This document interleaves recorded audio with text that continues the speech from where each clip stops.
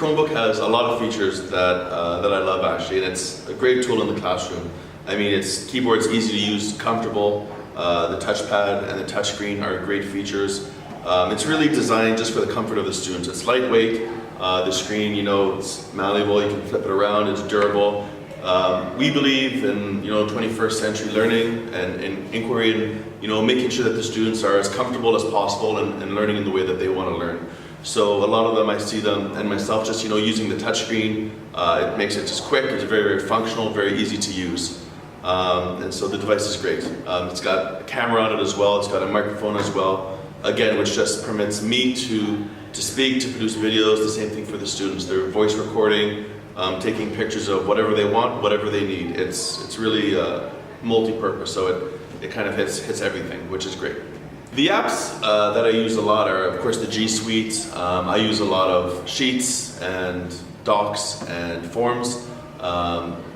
They have, great functionality. I use them to record all the feedback I give the students, and I share that with them and their parents. And I take pictures of it as well, using a combination of Forms and Sheets. And so that way, anytime I give the kid, some instructions, something that they can fix and improve on, they can always go back maybe a week later, a few days later, and they've remembered it. Same thing with the parents. The parents can follow and track everything that's going on with the classroom with the awesome share functions as well. Docs are great because a lot of times we have multiple students, or even amongst our teachers, we collaborate on the same document together with comments. Everybody's kind of bringing in their own ideas and just pooling it in one spot. And the fact that it saves automatically is great.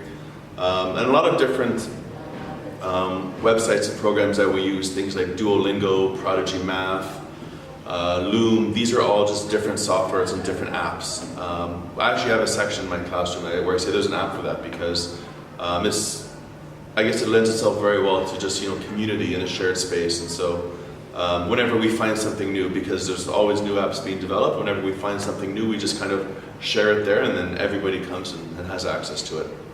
Oh, it's improved it dramatically, especially with the inquiry and student-led design that we follow here. It just gives so much flexibility. You let the students just run in any which direction that they want. It allows them to express themselves as creatively through many different mediums, whatever's going to work best for them. They have access to many types of information. There's all kinds of learning software that's going to meet their specific needs. And even for myself, I can deliver content and deliver lessons in just a way that's going to be much more engaging, much more hands-on for them. And it's anytime you can get the students to touch and to look and to hear, and you're just accessing all these different senses at the same time, it's really going to sink in whatever the lesson is, whatever you're hoping that they're going to learn.